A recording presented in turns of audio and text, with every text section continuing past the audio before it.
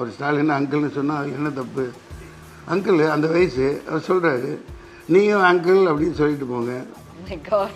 சொல்ல மாட்டீங்களா? அப்பான்னு சொல்லுங்க. ஒரு தமிழக முதலமைச்சரா அங்கிள்னு சொல்றது வந்து நாகரிகம். அது என்ன நாகரிகம்? அரசியலும் நாகரிகம்.